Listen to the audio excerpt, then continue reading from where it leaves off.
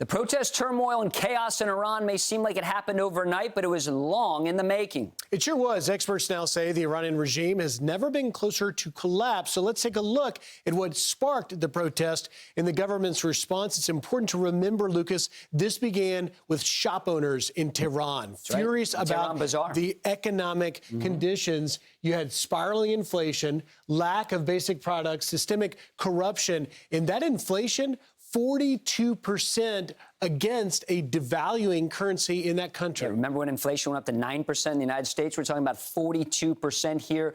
The real 1.4 million reals to every $1 American dollar. So you essentially need a wheelbarrow to go shopping, Griff. Yeah, you do. And, of course, salaries dropping for the residents. And, you know, the response from the regime has been really violence. Unbelievable. Not only violence, but you've got these $7 monthly payments to the population, which is like, how do you feed your family with that? But the internet blackouts was the key there. Obviously, the violence carried out against the protesters. If the world can't watch, but yet with Starlink and other people in country, they've been able to get it out, and these protests continue. Let's bring in retired four-star general, Air Force general, and former NATO Supreme Allied Commander Phillip Breedlove. General, what do you make of where these protests are happening and President Trump's response?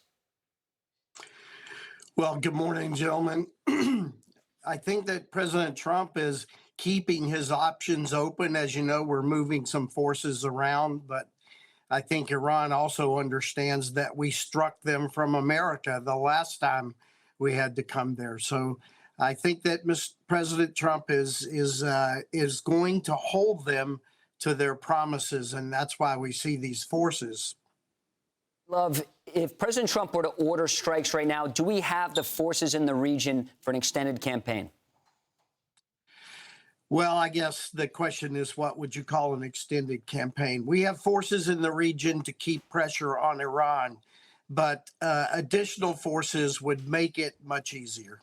Like what are we talking about? Stealth fighter jet squadrons? What other air defense? What kind of forces you want to see? The Lincoln Strike Group what is on its way. What we're doing is more than just forces. Of course, we're moving some of our forces out of the region in order to take them out of harm's way.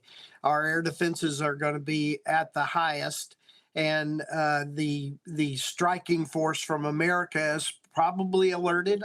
I do not know, but I'm sure they're getting ready. And the arrival then of a carrier battle group would just flesh out the requirements.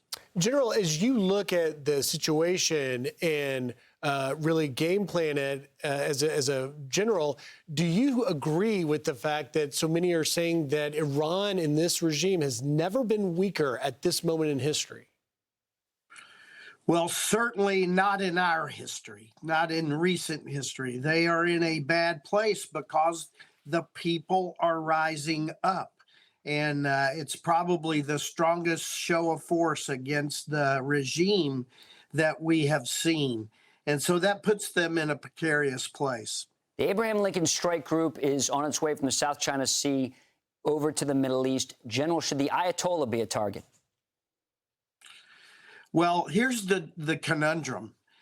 To use force to change the minds of the leaders of the regime, that's a tough job. You tell the military to go in and take away their missiles, go in and take away their defense sites, go in and attack their ports. That's all stuff that we know how to do, and we can make it happen immediately. But to do a strike that changes the minds, the hearts and minds of that evil regime, that's much harder. So I've said more than once, I think that leadership should be considered for the target list. And who carries that out, the U.S. or Israel? Well, right now, it's just the United States telling Iran that if they keep up with this horrid actions they're taking, these horrid actions, that the United States will strike them. I've said also before that this is a world problem. It's not a U.S. problem. What that regime is doing to the people on the streets is horrible. It's inhumane, immoral, and illegal. And the whole world should be concerned about it. We shall see where it goes. General Breedlove, thank you for your insight, as always. Thanks, General. Thank you. I'm Steve Doocy. I'm Brian Kilmeade. And I'm Ainsley Earhart. And click here to subscribe to the Fox News YouTube page to catch our hottest interviews and most compelling analysis.